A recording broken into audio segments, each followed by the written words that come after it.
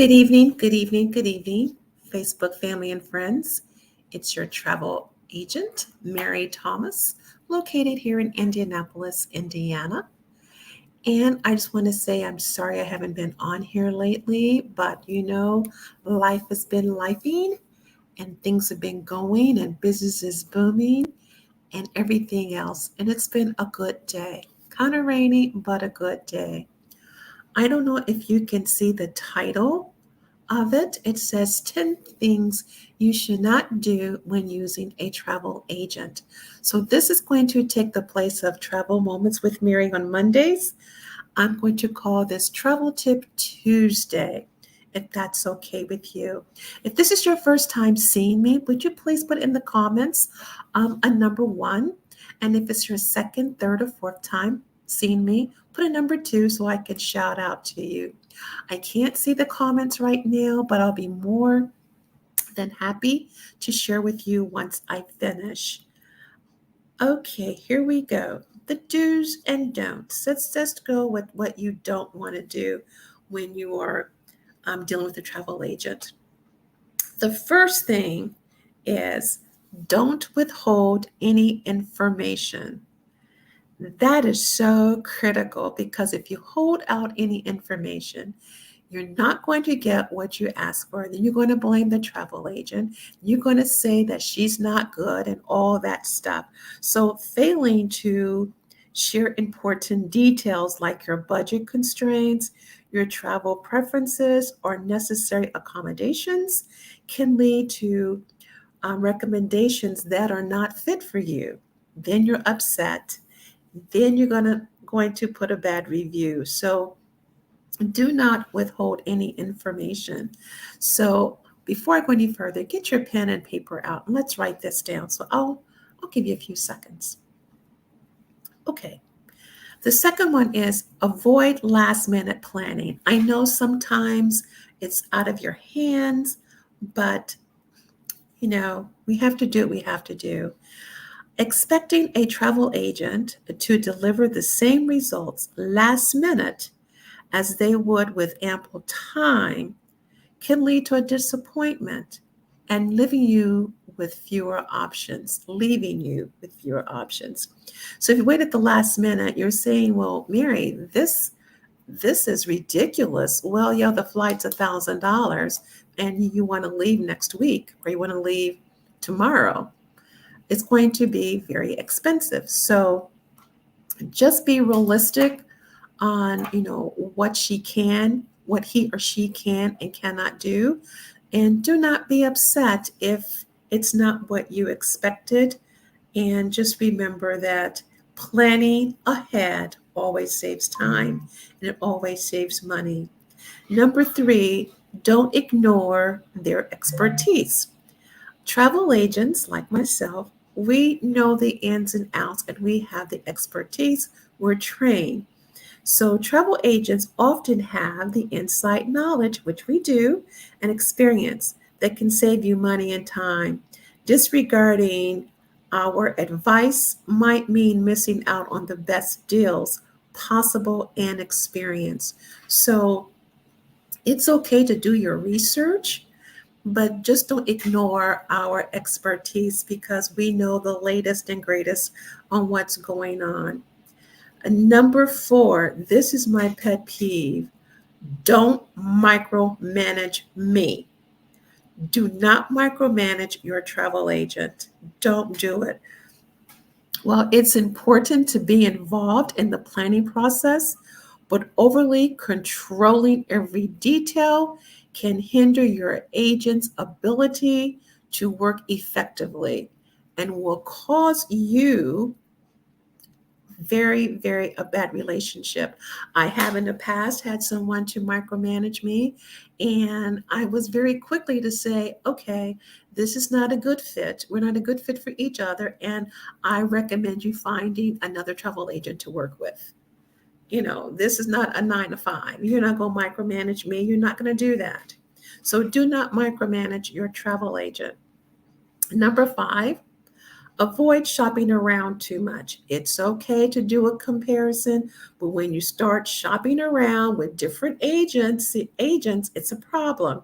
Once you've chosen an agent, please trust him or her that they will find you the best options. Please, constantly comparing prices or options can complicate the planning process. So it's okay to shop around, but don't keep coming back. Well, I found this, I found that. Again, I had a person to send me 4 or 5 quotes, and I said, okay, since you do not trust my judgment, I recommend that you go with Expedia.com. And should something happen, please do not call me because I cannot help you if something happens. I'm very clear on that. I'm very, very clear. If you want me to help you, please trust me. Please trust my knowledge and my expertise. Number 6, don't expect unrealistic expectations or outcomes. For instance, had one lady to come to me, she wanted to go to Bali for 7 days for her and a friend. Not a problem. What's your budget? $1,500 per person or total? She said total. I said, sweetie, where are you going, down the street? Because you're definitely not going to Bali because your airfare by itself is going to be $1,500 or $2,000. So travel agents work wonders, but they can't always make unreasonable expectations, such as ultra low budgets for a luxury destination. So do not go to your travel agent and say, hey, I want to go to Bali and I want all the excursions. I want to do Delta One, first class, all that good stuff. And your budget is only $2,500. That's not going to work. That's not going to work at all. So just be realistic with your where you want to go. And I'm telling you this right now, travel agents will not lower their prices to meet your budget. I know I'm not. If you can't afford what I am offering, then let's plan ahead. Let's plan for maybe 6 months from now. Let's plan for a year from now. But you don't go to Macy's and say, hey, this dress is $300. Can you give it to me for $150? They're going to look at you like you're crazy. So treat your travel agent just as you want the same respect as you go and purchase something else at a different department store, whether it be Tiffany's, whether it be Saks Fifth Avenue, whether it be Neiman Marcus, yet Bergman, good off Bergman, they may be out of business, but anything that's high dollars, don't expect you to go in there and say, hey, I want you to give me this discount. That's not going to work. Not going to work. Number 7 is don't solely rely on the travel agent. What I mean by that is sometimes travel agents, we have a great insight, but do a little bit of research on your own can help clarify what you want out of your travel experience. So, for instance, if you want to go to Dubai and you know where you want to go. So, it's okay to do your research. It's okay to say, hey, Miss Travel Agent or Mr. Travel Agent, this is what I want to do. And is it feasible? Can we add this into the planning? It's okay, but do your homework. Again, I want to stress by doing your homework, if you know that you want to go to Dubai and you didn't do your homework and you go there in July or August and it's hot as the dickens, don't get mad at your travel agent. You know, do the research on your own. Find out when is the best time to go to Dubai. Do they have any festivals going on? Is there any religious activities going on? Do your research to help each other. As they say, help me help you. We can work together. Number 8, don't skip on the feedback. Always give feedback so the travel agent can improve her processes or her delivery. Whether it's positive or negative, feedback is very, very crucial. Skipping it can lead to the lack of improvement in the service you receive or someone receives in the future. Number 9, don't overlook the details. Ensure you understand the terms of the cancellation policies, insurance options, and the itinerary details to avoid any surprises. Let me stress that again. If you are booking online with the travel agent or with their booking agent, with their booking, look at their FAQs. Get familiar with their terms and conditions, because once you press that button, it becomes a legal agreement, a document. Look at the policy regarding canceling your reservation. How many days do I have to cancel that reservation? Is it 60 days, 30 days, 190 days? Look at the days to cancel. Look at the policies. Look at everything. Look at the itinerary. Look at the names. The names should always match what is on your passport if you are traveling out of the country. If you make a mistake on the name, sometimes A is going to cost you $75 and up to get it changed. B, sometimes they cannot change that name at all, depending on how far along or how close you are to your departure date. So be sure that you look at everything so there's no surprises. You don't want to get to the airport and your document, your boarding pass, your passport, and your other ID do not match. That is a problem. So do not overlook your details and make sure you understand the terms and conditions and the policies and the insurance options and the itinerary to avoid any type of misunderstanding or surprises. And the last one, number 10, last but not least, avoid being impolite. Don't be nasty. Oh my gosh. Some of you guys can be so freaking nasty. Treat your agent like you want to be treated. So, respect and courtesy are very fundamental. Rudeness, rudeness and being snippy and condescending and arrogant, it can affect the quality of your service that you will receive. She or he may say, I don't think I want to deal with this. Take your business elsewhere. We are human. We understand that our job is to make sure that you have the best experience ever.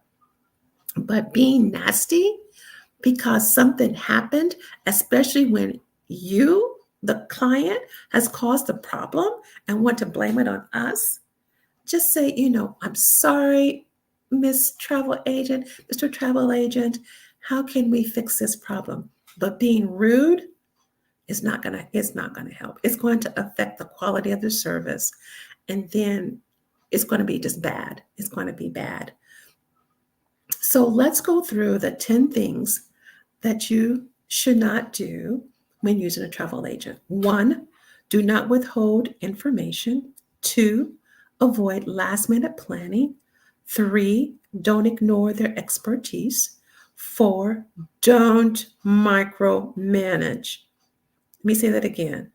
Don't micromanage. Number 5, avoid shopping around too much. It's okay to shop around and compare, but don't do it too much because you keep coming back. That's going to cause a problem. Number 6, don't expect unrealistic outcomes, especially your budget. Okay? Budget. Just be realistic. And number 7, don't rely solely on the agent. It's okay to do your own personal research to make sure that it will help clarify anything that you want out of your travel experience that would help your travel agent. Number 8 is don't skip on the feedback. If I'm giving out bad service or good service, whatever, tell me. I'm going to make sure that After you get back, you're going to do a survey. So whether it's good, bad, or indifferent, I need to know so I won't make the same mistakes in the future. Number 9, do not overlook the details. And meaning that don't overlook, make sure you understand the terms and conditions, the insurance options, and the itinerary, and also your name. Look at everything, double check, have another set of eyes to look at it to make sure everything is okay. The last thing I need you to do is go to the airport and say, hey, you can't go anywhere because nothing is matching. Anything's not matching. We don't want to do that. And last but not least, avoid being impolite. Don't be nasty. Don't be rude. It will not get you anywhere at all except the service that you thought you was going to get. It will affect the quality of service that you receive. So that's it. Thursday, I'm going to come back on and give you the 10 things you should do when using a travel agent. So today, it's the things that you should not do. And then Thursday, it's going to be the things that you should do so you can have a great experience. Hopefully, the camera is working so you guys can see me. I don't know what's wrong with this camera or the laptop. It was telling me that my hard drive was failing, but it is what it is. At least I can still communicate with you guys. Okay, again, thank you for letting me come into your home this evening. And again, my name is Mary Thomas, and I'm the owner and CEO of Mary Thomas Travels, located in Indianapolis, Indiana. If I can be any assistance to you guys, please reach out to me. My email address is info@MaryThomasTravels with an S at the end.com. That's info@MaryThomasTravels.com. My website is www.marythomastravels.com. Okay? If you need anything else, just put it in the chat. And I don't see any. Let me see. I don't see any. Oh, there's my email address. It's going across the ticker. I don't see any questions or concerns. Oh, one more thing too. And would you please so kind to subscribe to my YouTube channel? Please, I greatly appreciate it. I'm starting to go over there also and do some things. So I would greatly appreciate it. I'm starting it back up again. I've had it for 4 years and never used it, but now I want to make use of it. All right, my loves, I love you all. Have a great evening. I'll talk to you soon. Bye-bye.